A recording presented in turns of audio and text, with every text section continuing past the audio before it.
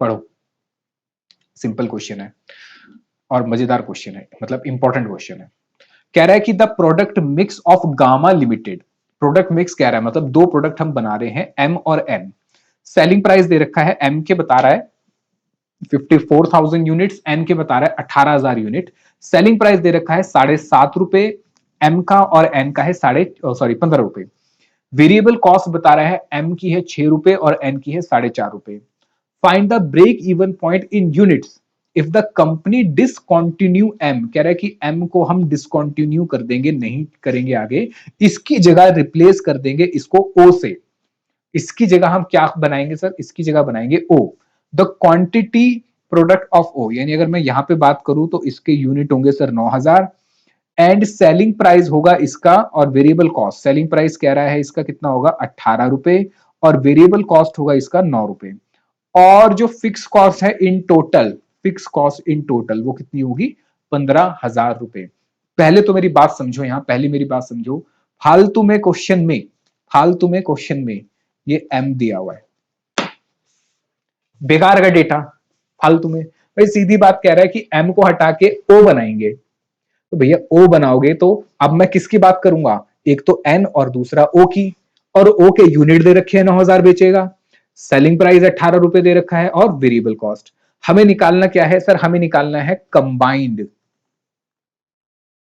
Break even point. और मैंने आपको यह बताया था जब भी कंबाइंड ब्रेक इवन पॉइंट आएगा, जब भी कंबाइंड ब्रेक इवन पॉइंट आएगा तो वहां पे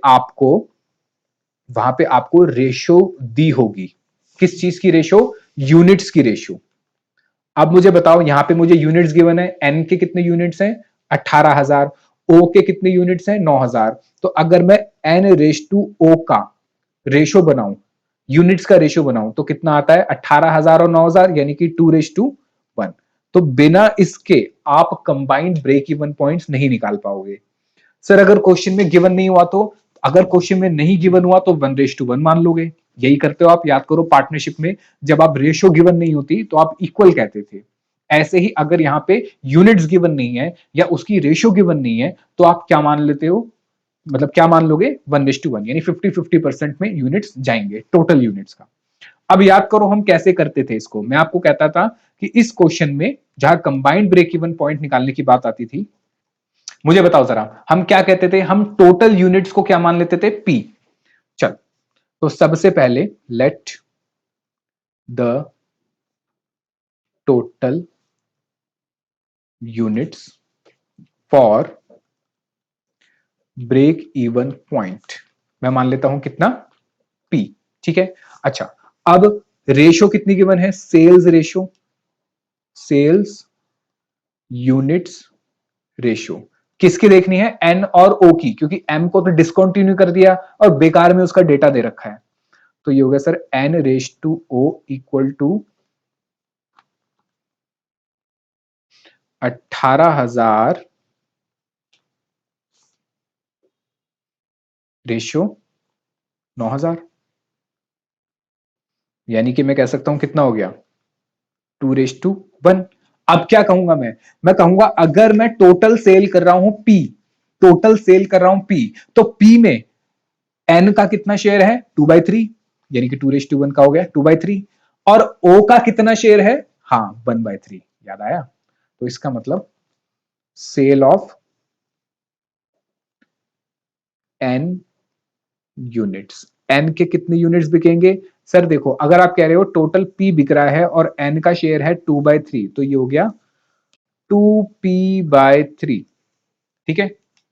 2p नहीं 2p, ठीक है, हाँ ज्यादा मत सोचो, चलो। अच्छा, अब ओ की बात करते हैं। सर ओ का कितना हो गया, ओ का हो गया सर p इंटू 1/3, तो ये हो गया p/3, ठीक है सर, ये तो हो गया। अब हमें पता है, हमें पता है at break even point, at break even point क्या होता है सर, हमारा टोटल फिक्स कॉस्ट बराबर होता है किसके, टोटल कंट्रीब्यूशन के। अब कंट्रीब्यूशन किस किस से आएगा सर, कंट्रीब्यूशन आएगा एन के यूनिट बेच के और कंट्रीब्यूशन आएगा ओ के यूनिट बेच के, ठीक है। तो पहले मैं कंट्रीब्यूशन की बात करता हूं। कंट्रीब्यूशन एन, बताओ जरा एन का सेलिंग प्राइस कितना है, क्वेश्चन में गिवन है एन का सेलिंग प्राइस है सर 15 रुपए, वेरिएबल कॉस्ट है 4.5 रुपए, तो इसका कंट्रीब्यूशन कितना हो गया 15 माइनस 4.5, ये तो हम एक यूनिट में कमाएंगे और हमने क्या माना है कितने यूनिट बेचेंगे एन के 2p/3,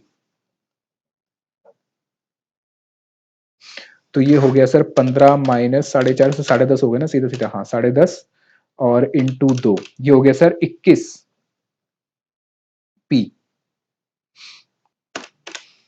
डिवाइड बाय 3, 7p, ठीक है, नेट ओके कितना आ जाएगा 7p, ये बताओ समझ आया। अब ओ की बात करते हैं, ओ पे कितना हमारा सेलिंग प्राइस है सर, ओ का सेलिंग प्राइस है हमारा कितना है ओ का सेलिंग प्राइस है हमारा 18 और वेरिएबल कॉस्ट है 9 इंटू यहां पे था सर 1/3, ये p/3, तो ये हो जाएगा सर कितना, ये 9 3p, कितना हो जाएगा 3p, तो यानी कि अगर मैं टोटल एन बेचूंगा तो कितना कमा लूंगा 7p, मैं टोटल ओ बेचूंगा तो कितना कमा लूंगा 3p। अब टोटल कंट्रीब्यूशन किसके बराबर होगा, टोटल फिक्स कॉस्ट के, तो total contribution will be equal to total fix cost. चलो, तो सर इसका मतलब ये हुआ टोटल फिक्स कॉस्ट कितनी थी हमारी सर, टोटल फिक्स कॉस्ट थी 15,000 और मेरा टोटल कंट्रीब्यूशन निकला सर 7p प्लस 3p, तो p बता दो कितना आ गया सर, p आ गया 1500 सर। लेकिन हम तो वैसे करते थे ना, क्या कहते हैं ब्रेक इवन पॉइंट हम ऐसे करते थे fix cost divide by contribution, आप चाहो तो वैसे भी कर लो, break even point quantity fix cost divide by contribution, fix cost कितनी है 15,000, कंट्रीब्यूशन दोनों का आएगा, कंट्रीब्यूशन कितना है सर 7p और 3p, कितना हो गया 10p, कितना हो गया ये 1500, ये बताओ समझ आया या नहीं आया। चलो, तो P क्या आया सर, P आया टोटल क्वांटिटी, कि हम इतनी क्वांटिटी बेचेंगे, तो N की क्वांटिटी कितनी बेचेंगे और O की क्वांटिटी कितनी बेचेंगे एट ब्रेक इवन पॉइंट, तो break even point quantity N की कितनी होगी सर, 1500 में कितना शेयर होगा इसका 2/3, यानी कितना हो गया 1000 यूनिट्स, और O का कितना होगा 500 multiply by 1/3, sorry 1500 multiply by 1/3, कितना हो गया 500 यूनिट। उसने क्या मांगा साथ में सर, उसने ये कहा ब्रेक इवन क्वांटिटी तो बताओ, उसके साथ साथ सेल्स वैल्यू भी बताओ, तो यहाँ पे सेलिंग प्राइस कितना है सर, सेलिंग प्राइस इसका था 15 रुपए और इसका था 18 रुपए, तो break even point in terms of rupees कितना हो गया 1000 इंटू 15, कितना हो गया सर 15,000 और 500 मल्टीप्लाई 18, 9,000 होंगे आई थिंक, हाँ 9,000, लो हो गया।